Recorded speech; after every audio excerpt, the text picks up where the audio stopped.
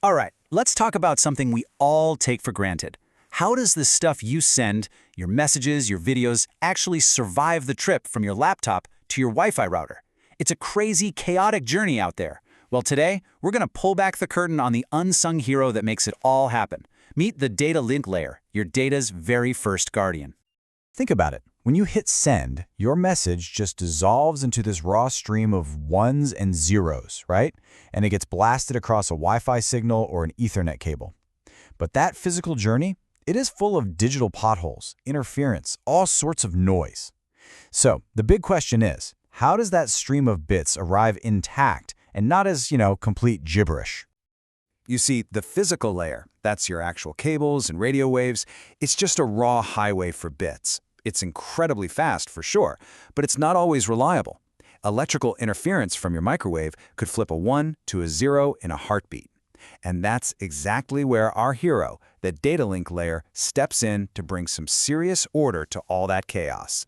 So how in the world do you tame a wild, messy stream of bits? You can't just send it all at once. That would be a disaster. The very first job of the data link layer is to break it all down and package it up perfectly for the journey. And this is a process called framing. So yeah, this process is called framing. What the data link layer does is it takes a data packet from the network layer, which is the layer right above it, and it wraps it in this protective shell, creating what we call a frame. The best way to think about it is this. The network layer writes a letter, right? But it's the data link layer that puts it in a proper envelope, seals it, and writes the local delivery address on the front. Building one of these frames is a pretty neat three-step process. First, of course, you've got the data packet itself. Then, the data link layer slaps a header on the front. This contains the super important MAC addresses. Think of these as the unique serial numbers for the hardware, for both the sender and the very next device on the path. And finally, it adds a trailer to the end, which is basically a special checksum for quality control. With a header for direction and a trailer for protection, that frame is officially ready to go.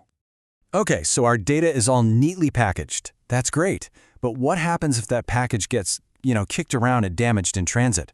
This brings us to the second huge responsibility of the data link layer, detecting all that digital damage. In the real world, our networks are noisy places. A single bit flipping from a 1 to a 0, that's bad enough. But what often happens is a quick burst of interference corrupts a whole chunk of data all at once. This is what we call a burst error. And it's a massive problem that the data link layer is specifically designed to solve.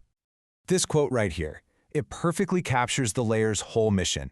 It basically performs a kind of magic trick. It takes a fundamentally unreliable, noisy physical connection and, through some really clever engineering, makes it look like a perfectly reliable, error-free link to all the software running on top of it.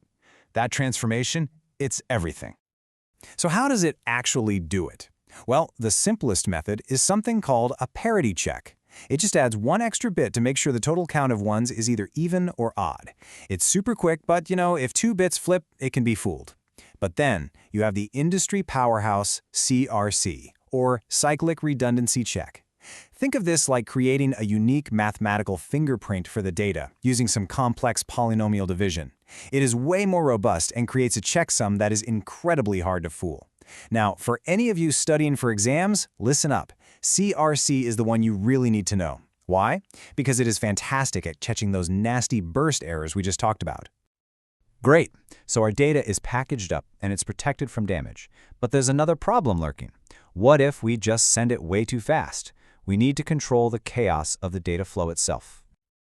Just imagine this. You've got a brand new, super fast computer, and you're trying to send a huge file to an older, slower printer.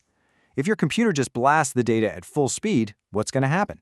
The printer's little memory buffer is going to overflow in seconds, and packets will get dropped all over the place. It's a classic digital traffic jam. The solution to this problem is flow control, which pretty much acts like a digital traffic cop. The receiver can actually send signals back to the sender saying something like, whoa, slow down, I'm backed up, or okay, the coast is clear, send some more. This little feedback loop is crucial for making sure the sender never, ever overwhelms the receiver. And closely related to flow control is error control. Remember how we can detect errors with CRC? Well, just finding them is only half the battle. Error control is all about fixing them. And usually this is pretty simple. The receiver just discards a bad frame and asks the sender to please send it again. Now, all of these amazing functions, the framing, the error control, the flow control, they don't just happen by magic. They're all governed by standardized rulebooks that we call protocols. Just like the rules of the road, every single device has to follow them to make sure communication actually works. A classic and really important example is HDLC, or High-Level Data Link Control. It's a foundational protocol that pretty much defines all the rules for communication on both simple point-to-point links and even more complex setups with multiple devices sharing a line. So HDLC defines 3 main types of frames, and each one has a very specific job. You've got I-frames for information. These are the workhorses. They're the ones carrying your actual data. Then there are S-frames for supervisory. These are the traffic cops, handling flow and error control, sending acknowledgments back and forth. And finally, U-frames for unnumbered. Think of these as the managers. They're used to set up and terminate the connection itself. Another protocol you absolutely have to know is PPP, the point-to-point protocol. And just like the name says, it's designed for a direct link between 2 devices. Now, I know what you might be thinking, isn't that the old dial-up modem thing? And yeah, that's where it got famous. But don't write it off as a museum piece. PPP is still a total workhorse. It's the backbone for tons of DSL broadband connections, and it's even used to establish VPN tunnels. Simple, robust, and it just works. So, if we're going to sum it all up, the data link layer is the local hero. Its entire world is just that one single link between 2 adjacent devices, your PC to your router or one router to the next. Its only job, its whole purpose, is to make sure your data completes that one single hop perfectly. But here's the final thought to leave you with. Our local hero has done its job perfectly. It got your data safely to the next router, but your final destination isn't next door. It's a server halfway across the planet. How does a packet make thousands of these reliable little hops to cross the entire internet? Well, that, my friends, is a job for the global navigator, the next layer up in the model, the network layer. And we'll get into that in our next explainer. Thanks for tuning in.